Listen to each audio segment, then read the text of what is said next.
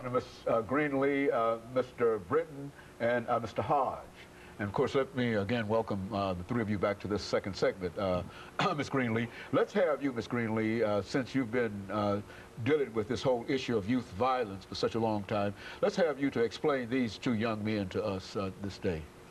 Well, it's simply, when I found myself going to 6 to 7 funerals a month with my young kids, and they were 16, 20, some of them was 11 and 12, and I got home and I thought about it, how could I be going to all of these funerals in 1 month with my babies, my black African-American babies, and no one is being sincere about something's wrong with this picture. So instead of me keep worrying about somebody else and everybody else, then let me just worry about what can I do.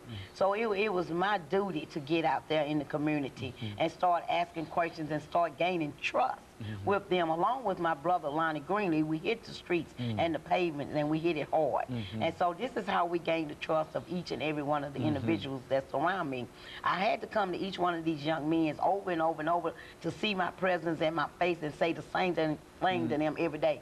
I'm here to help you, not to hurt you. I'm here to talk with you, not talk at you. But you give me some feedback on what I really can do to help you in this community. And so as I've done that, they've gained my trust and I've gained theirs. And now they're teaching me and they're helping lead me through the rest of the community in areas I couldn't go without them. Very good. And of course, Rodney, what about your situation? What are you trying to do now?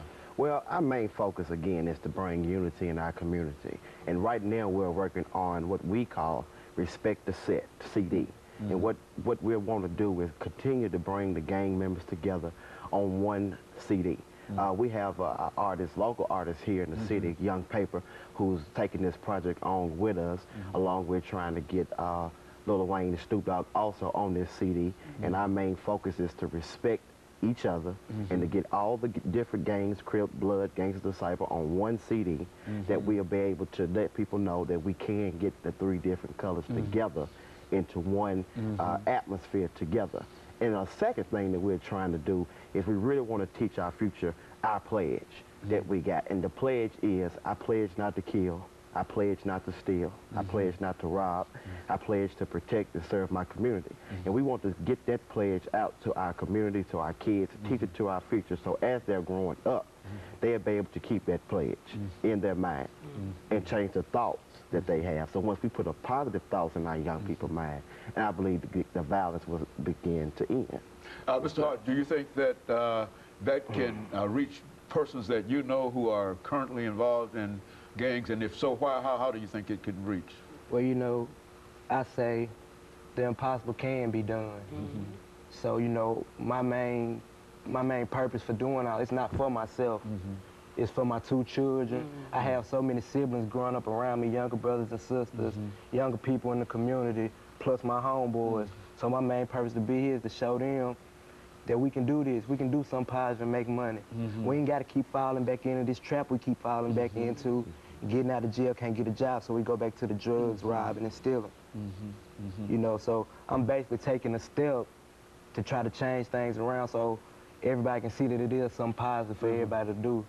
You ain't got to be in this same hood all your life. You ain't got to, you can move on. Your dreams can go on forever.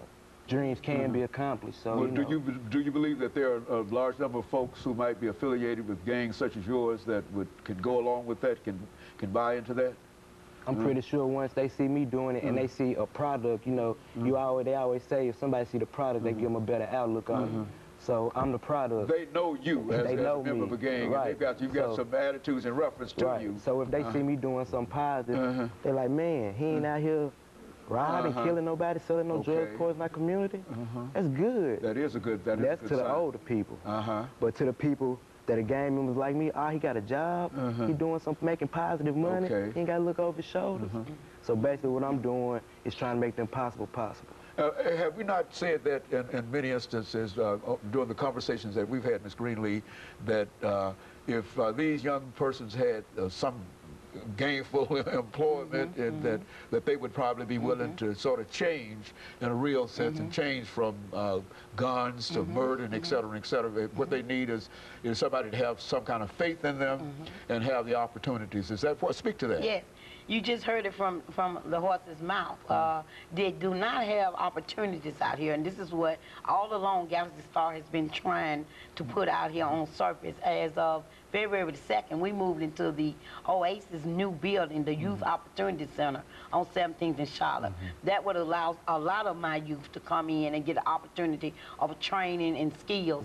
We are only asking if the community do not open jobs, open their businesses and their buildings back up to my kids to help them get back in the system. What do you expect?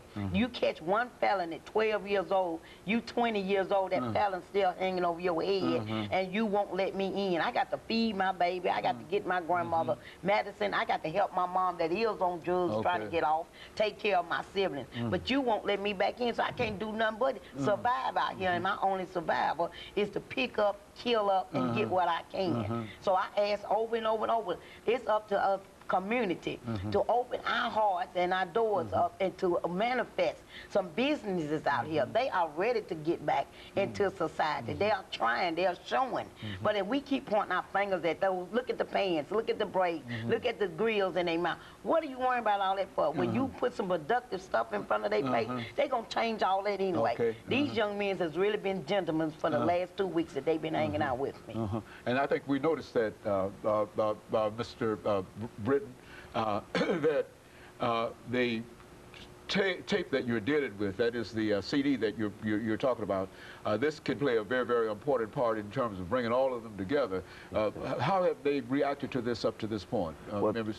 Well, thus far, I mean, the few gang members that we have outreach to, that we've talked to, they have been very receptive to our idea. They are willing to come on and do what they need to do and to support the CD. So I think it's going very well at this point.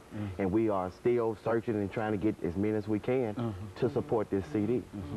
And then finally, Mr. Hodge, over this last minute that we have here, do you think that persons that you might know who might be members of your gang and et cetera, you think that these individuals would change their attitudes if they had a gainfully employed place to go to work and had an opportunity to get training and education? You think that that would have an impact upon them? Most definitely, because the main reason they out there, we out here, is because we don't have some of the opportunities other people got, you know. We got drugs, you know, drugs, guns, and all that, time and money. You know, so we can't get the job, we can't get hired. We got kids, we got mouths to feed. So we out here just surviving the best way we know how, really. But if it's some show that you can make money in a positive way. Okay, very good. And of course, we'll take this second commercial break and we'll be back with our audience. Part of this very, very